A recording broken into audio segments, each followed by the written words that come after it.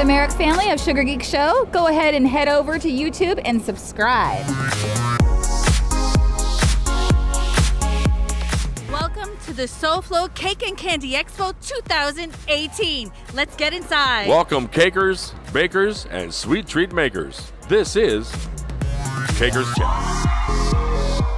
In this episode, we chat with Liz and Dan Merrick of the Sugar Geek Show. Liz is best known for her innovative, fantastical, and magical cake designs. She loves the thrill of competition, whether it's on Food Network or on cake shows, and even recently came out of cake competition retirement to compete in the FIPGC. That's the International Federation of Pastry, Gelato, and Chocolate Competition, and earned the honor to represent the US in Milan, Italy. Her ability to break down a cake design into a step-by-step process and make it teachable is her superpower. With the help and support of her husband and business partner Dan Marek, who is responsible for the Sugar Geek website and so much more, they're able to run a 6-figure online empire while raising Avalon, the cutest member of the Sugar Geek Show. Today, they share with us not only how to survive working at home with your spouse, but how to thrive as a business and as a family. What brings you guys over to the SoFlo Cake and Candy Expo? We love coming to SoFlo. This is always really busy, even though it's very far from Oregon. So we come here for like 50% cake show, seeing friends. We have a booth here. We're gonna be demonstrating our skull molds and eye molds, and then we're also going to be staying for sunshine because hello, it's Miami. I'm here only for the ceviche. The ceviche is to die for here. But thank you so much for joining us. You are the beloved family of the cake world. You guys have teamed up to become this force in the cake world. We have graphic design skills like no other, cake skills, artistic skills. I mean, give us a quick rundown of just the skills you have, just a skill set. Yeah, I know, it's crazy. But like literally, because you guys are artists, but what kinds of artists? So we'll start with you, Liz.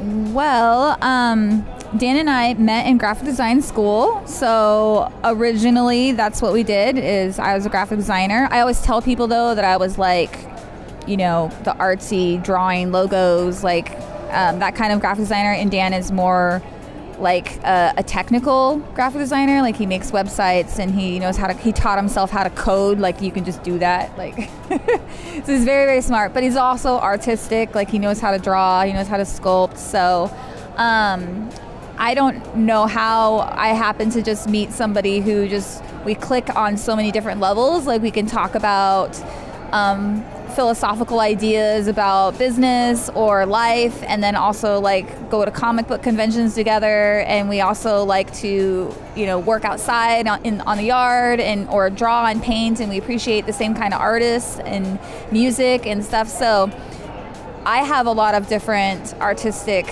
interests, and so does Dan. So I think we just continuously inspire each other to be looking at different things and trying new things. And that kind of all came from, I guess, graphic design. But I don't know, that was just happened to be where we met, and we just kind of continue to, I don't even know.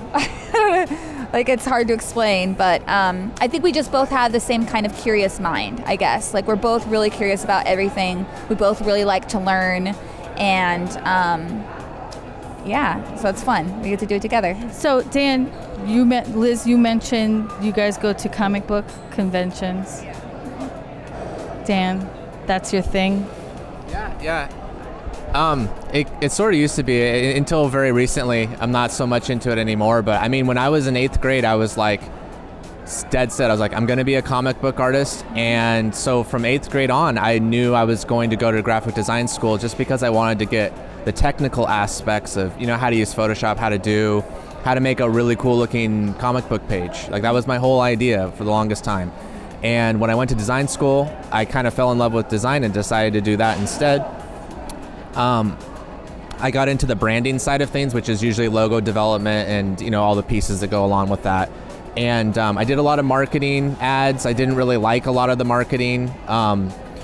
Just because I felt like it was just kind of manipulative. So I got more into the just straight graphic design, which is actually like user design, user experience, and that's kind of the way that the trend of everything is websites now instead of printed materials. So The last company I worked for, we were doing website and UI design for some pretty big companies like, the beer companies Miller and Coors and Disney. We did some work for Disney. So I was working with an amazing boss who had like 30 years of experience doing UI design. You'd come up with an idea and you'd show it to him. He'd immediately find all the holes in it. So I got really good at figuring out all the possible problems that might happen when you're using a website and stuff like that. So yeah, that was kind of my jam. But I mean, like, I still love comics. And maybe I'll do it again someday. I had a little webcomic and it just took too much time. The amount of effort you put in to the amount of enjoyment you get out of a comic, you're putting 20 hours into something, you get 5 seconds out, So I kind of got into sculpting because Liz is really good, and she gifted me a sculpting class. I went and took it last September. And at the very end of the class, the teacher was like, 30% of you will never do another sculpt again, but you should be one of the 30% that actually takes what you learn from this class and do something with it. And I was like, he got me. So can you tell me just a little bit more, because this is kind of important as artists, how we kind of have to divvy up our time to put your time into things that are more lucrative, maybe more profitable. Like you said, you weren't getting back what you were putting into it. Can you be a little bit more specific about that? A great example of that is if you don't know the ins and outs of a medium, you're going to be slow at creating artwork for that medium, and you're going to you either need to put a lot of time in to learn it, or you need to have some sort of repeatable process that's going to get you consistent results. I know that sounds really irritating. It sounds like I'm some sort of like late night like advertising guy, but it's true. Like, that's one of the things that we started learning in sculpting is you can't just sculpt a head. You have to have a repeatable process. I start with a sphere. I add this much clay on. I do this step. If you can get really proficient and fast at something, then you can actually put the time into it. And I was not fast at creating comics at all. So I'm actually trying to learn more anatomy so that I could maybe be faster at it in the future. I started cake decorating almost exactly 10 years ago, and was working as a graphic designer and was very unhappy, and that's one of the reasons I started cake decorating. A lot of people do that. They have actually a lot of graphic designers too. I know a lot of cake decorators who used to be graphic designers or lawyers, weirdly. But when we first started, it was like a lot of work for not very much money, because you don't know what you're doing. We're slow. We don't really know what our process is. Yeah. We're really slow. We don't have a lot of, stuff put together as far as like how we know what to do.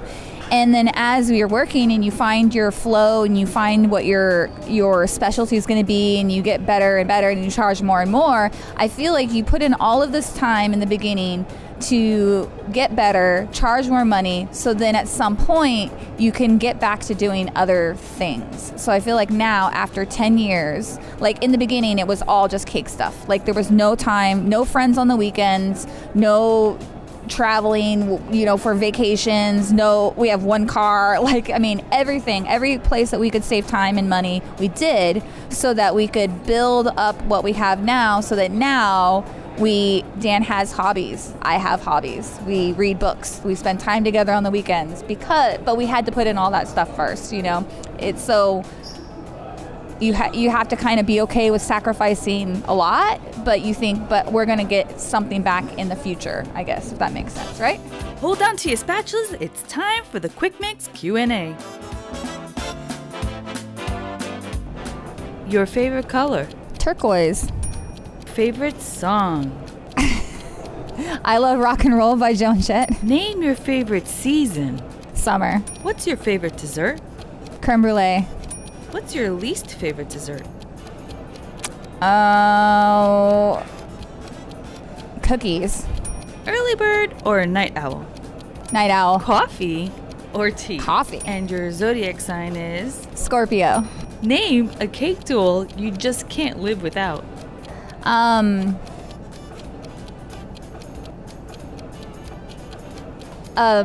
Dresden tool. Exactly how did you get into caking? Boredom. If you weren't a caker, what would you be? A gardener. What did your first cake look like? ugly. Yeah, it was I would describe it as really satisfying to make, and it made the kid really happy, but obviously very ugly.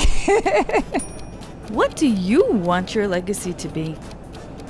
I think I want to be remembered for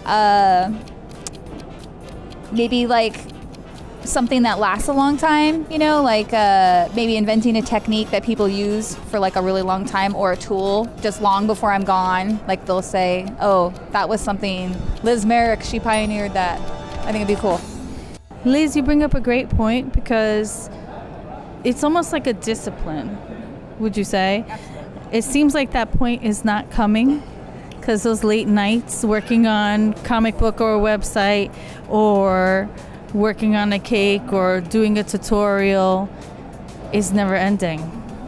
And we don't know what is it like to have a hobby again, because caking probably a lot of times, many times, not always, but starts off as a hobby.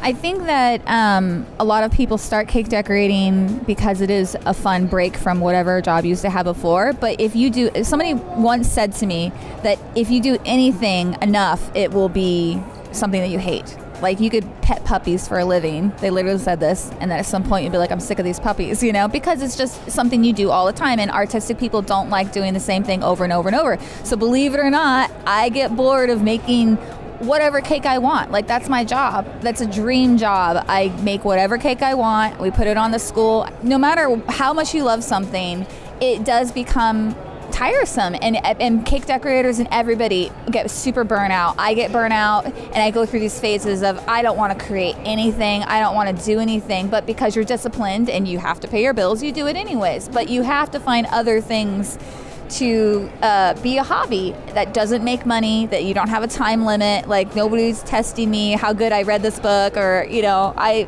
am just now getting back into that and finding that balance between, sure, I love cake decorating, it is really creative, but I just need other things that are more fun. And for me, it's like stupid, but I like building things. So for my 30th birthday, I was just feeling super stressed and overwhelmed and overworked, and Dan asked me what I wanted for my birthday, and I said I want to go to Home Depot by myself and pick out tile and wood and build a fake facade fireplace like I've pinned forever ago on my Pinterest board, and build it like for real. And he was like, okay. And that's what I did all day long, as I worked on a literal project like people do for my home that was not related to cake decorating. And it was so relaxing and so fulfilling. Every time I look at that, I'm like, I built that.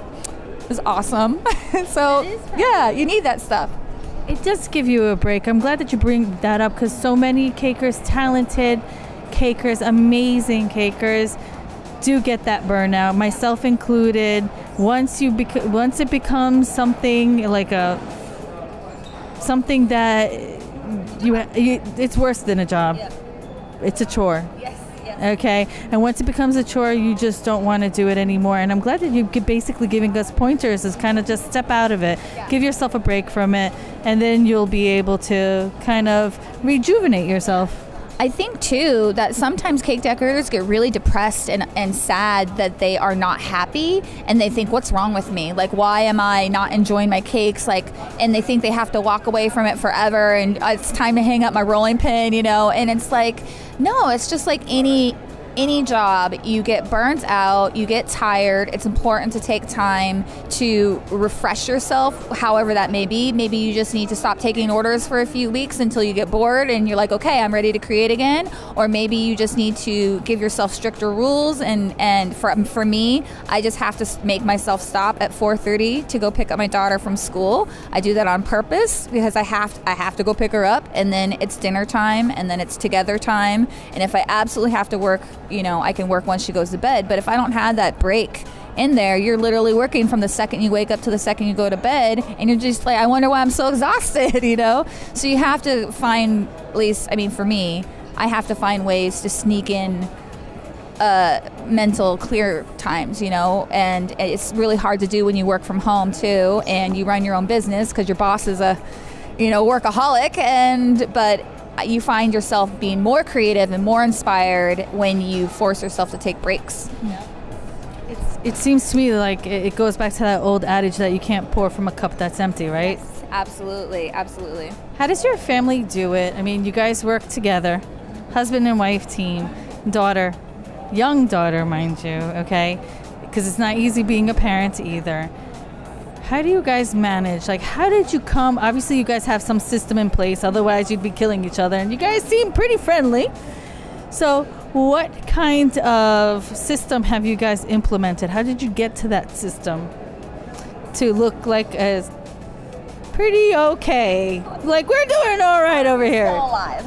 A lot of people ask me, what it's like to work with my husband, because most people say, I would kill my husband, and they think that we don't try to kill each other, and the fact is we do.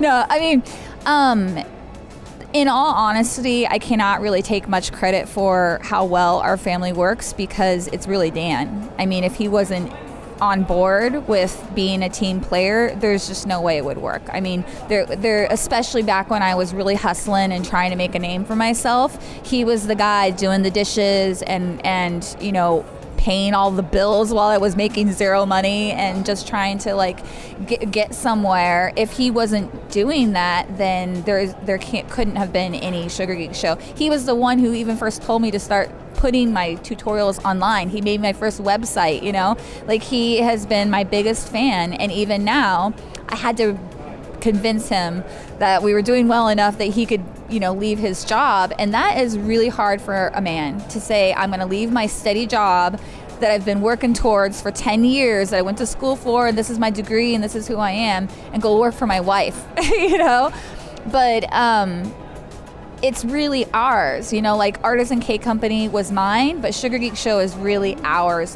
Dan does beyond 50%. I mean, I make the tutorials, but he does so much that you guys don't see. And he's taking our daughter to go to the bathroom, and he feeds her and takes care of her, And when we travel like this, I'm running around with my head cut off, and he's keeping me calm and making sure things run around. So, I mean, to anybody who thinks that it's easy, it's definitely not. I mean, there was a period of time when he first started working at home that I was like, could you stop breathing so loudly, Hold on to your spatulas. It's time for the Quick Mix Q&A.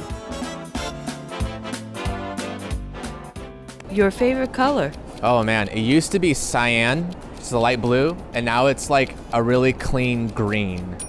I really like green. Favorite song? Ooh, can we come back to that? Name your favorite season. Summer. What's your favorite dessert? Creme brulee. What's your least favorite dessert? A very eggy creme brulee. Early bird or night owl? Night owl. Coffee or tea? Coffee. And your zodiac sign is? Taurus, Gemini, cusp. It's a thing. It's an actual thing. Name a tool you just can't live without. Couldn't live without Photoshop. Couldn't live without Sublime Text, which is a HTML editor. I live and die by Sublime Text. I really like that tool a lot. Yep. If you didn't work with a caker, what would you do? I would be a graphic designer's husband. Yeah. What do you want your legacy to be? I've always tried to be helpful and just be myself. When I was in graphic design school, the way the school was set up, the seniors were very mean to everyone that was coming into the program. People would throw away other people's projects and stuff. And when I became a senior, I tried to set the tone that all the seniors were going to be super helpful to all the new people coming on. And actually, Liz was one of the new people coming on when I was a senior at the same design school. That's how we met.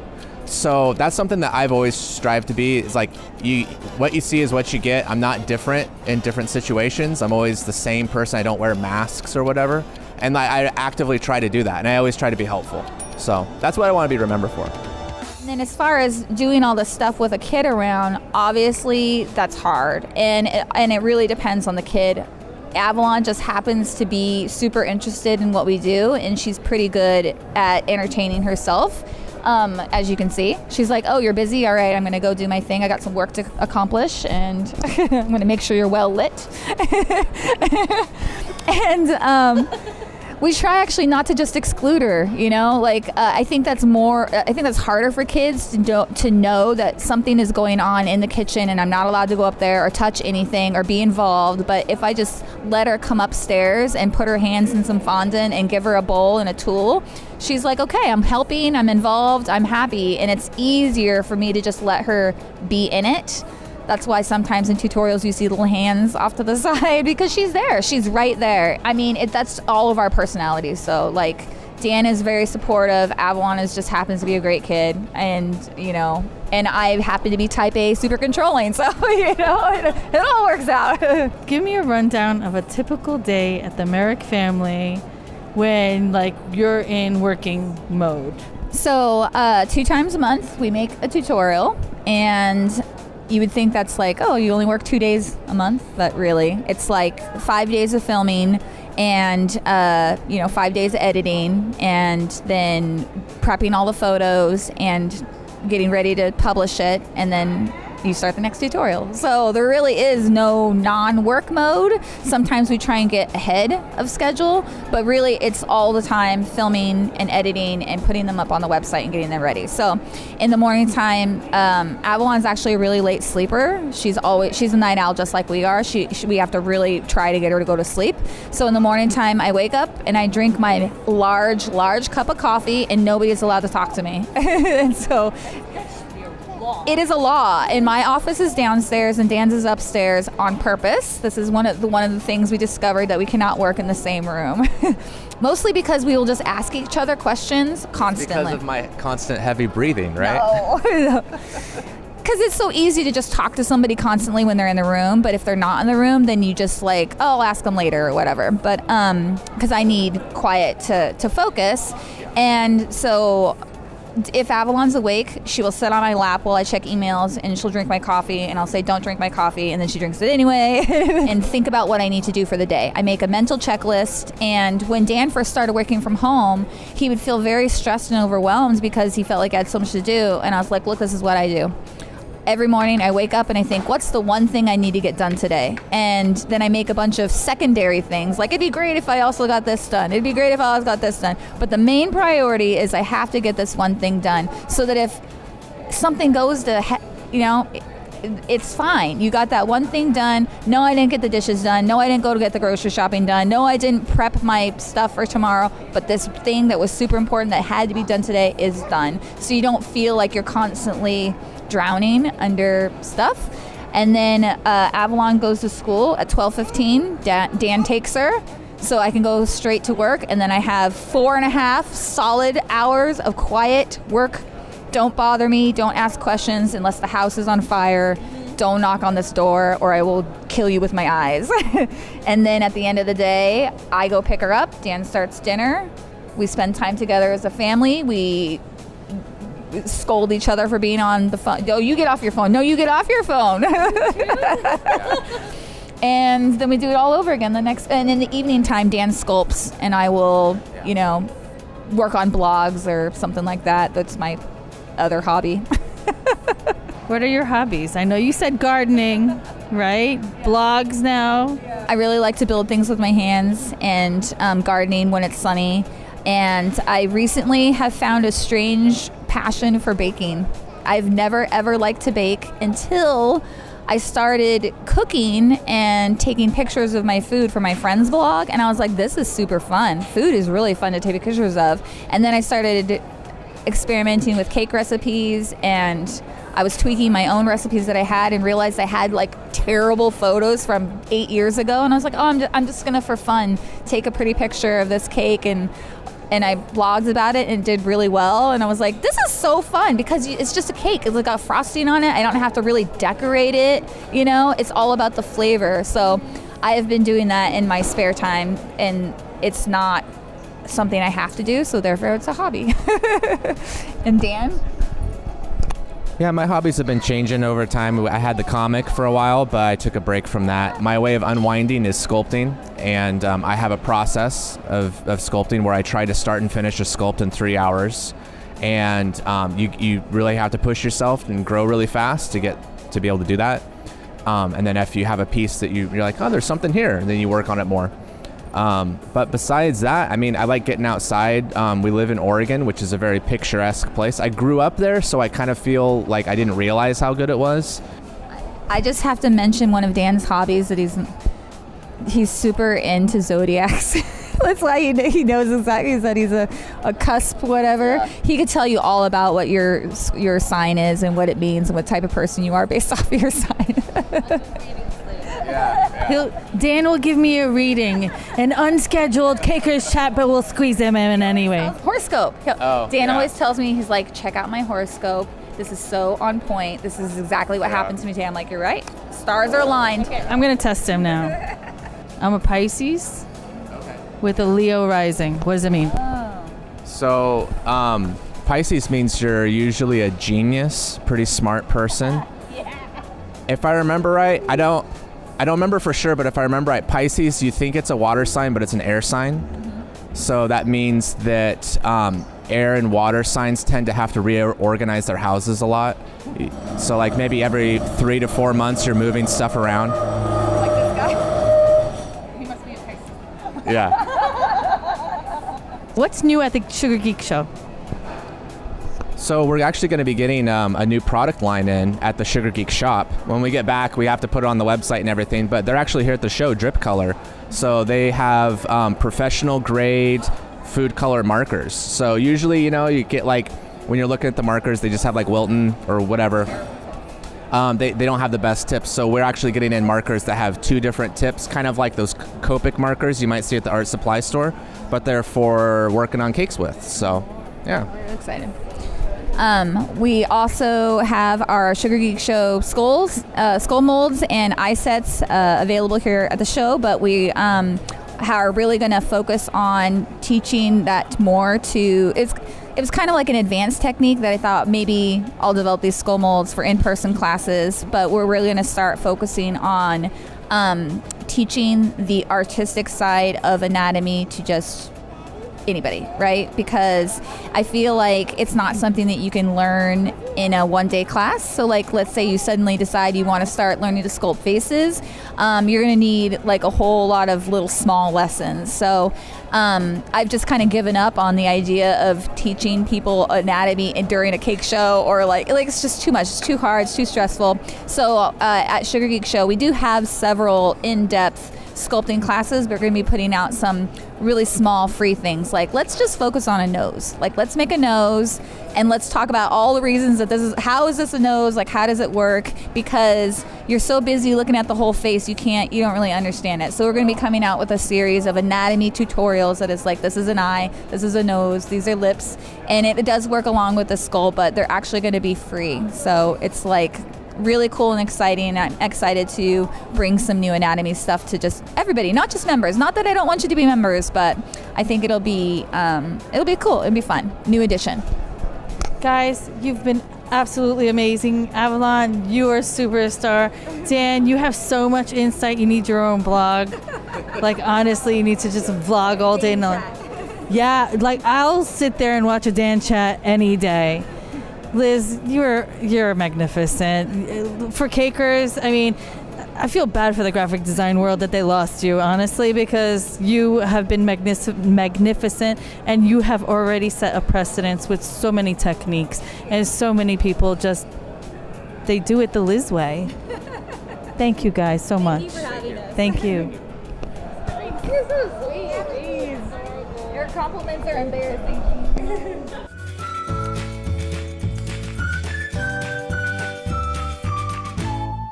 Hey, hope you've enjoyed this episode of Caker's Chat. If you have a question or two, don't let it stew. Comment below and let us know. Hey, and give us a hug with a thumbs up and subscribe. Catch you on the next episode of Caker's Chat. So the reason I actually came out of retirement is because I'm just going to go ahead and just throw Sydney under the bus. Sydney, she convinced me that I should compete for FIPG CFB. And to do that, you have to compete in a cake show and place in the pro category. So I did it. But it was definitely stressful to go through all that stuff again and remember how it is. People don't really about it. It's stressful. Traveling over here. Hi, I'm Melanie. And I'm Natasha, And we're the hosts of Candy Expo. The 2018 show was amazing. So grab your aprons, because 2019 is going to be fantastic. Head over to SoFlo cakeandcandyexpo.com to sign up for our newsletter. And be the first to know about our classes and swag. And don't forget about all of our special guests. So grab your coffee and join me and me for Cakers Chat at SoFlo. Did you know Melanie and Natasha are offering you a special savings? That's right. Cakers Chat subscribers get 15% off general admission. That's CAKERS. Tickets are on sale now. See you there.